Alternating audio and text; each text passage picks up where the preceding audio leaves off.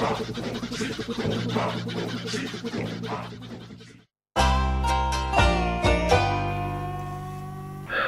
vortex, day 4, January 2014, or so my clock says. It's been frozen. Heat and water have already been shut off. I'm stuck all alone. The only thing I have left as food is Mountain Dew. Good old Mountain Dew. A big ass cheeseburger. Get it? Big ass. With bacon. Trail mix without raisins. 1 lowly saltine cracker. Oh, am I starving? Only there was something to do. Whoa. What's this? Return from limbo. Yeah.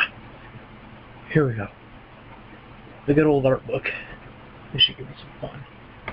During the time I was working on Endsville, I was approached by the Presqu'île Advance to produce for them a comic strip they can run in the paper. During this period, I was developing a new idea that would be worked for as a TV pilot, but would soon become one of Northern Michigan's most beloved comics. That would be Damien and His Devil. Inspired by the shows I was watching at the time and the notion of being a teenager as well, the creation of these two came as a quick inspiration to me only 4 years ago. I worked on 5 shorts with the two during the summer of 2010, and it was by that point the Advance wanted something different. So I decided for one comic to include the boys in it, and that would come in October 2010 in a somewhat crossover comic with Endsville. The following year, I decided to work on a comic only involving the two, which was called The Raven, based on Edgar Allan Poe's story. The people over at the Advance were so amused by the comic that I was given a second chance to make it great, and I did. The first Damien and His Devil ran comic came out on November 22, 2011, which was simply called Thanksgiving. The comic was originally 3 panels, but was cut down to 1 due to the limited space at the time. So from 2011 to 2013, I was only doing 1-panel comics. Ironically, the first comic that ran did not include many of the original characters.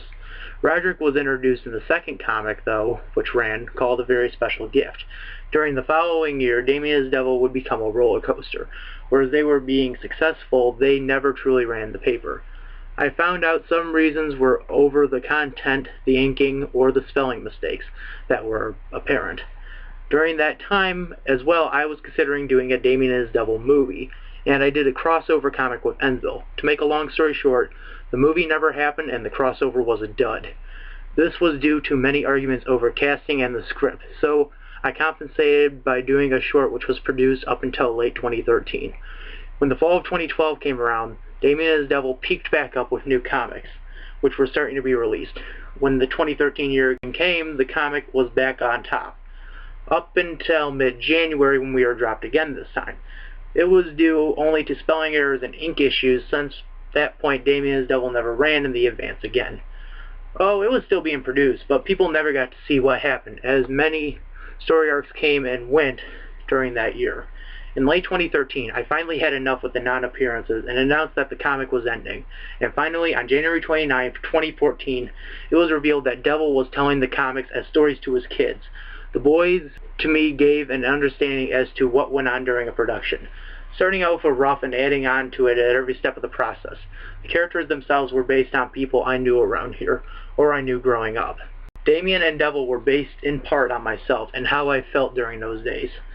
Milo, which is the father of the boys, was partly inspired by my own father, with a little bit of television fathers thrown into it.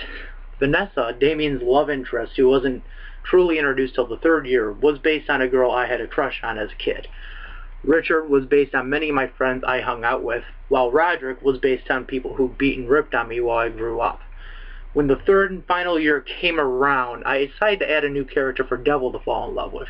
Her character was named Comey, and she was based on a foreign exchange student who I had a crush on at the time. And during those weeks writing for this character, I did feel like Devil, surprisingly, and how I was attempting to impress her. Speaking of finale, the 3rd year at one point was never planned to be a finale. In fact, I had designed new characters and story arcs for a possible 4th and 5th year. But again, with the disappointments over the comic's treatment, I decided to end on the 3.5 years. Damien and His Devil, in a way, are responsible for making TVC what it is today, and are paving the way for new projects in the future like the Time Box King and Co-Ed. So this video wouldn't exist without these two, and without these two, I would probably be nuts. All of my collections, I'll share them all with you.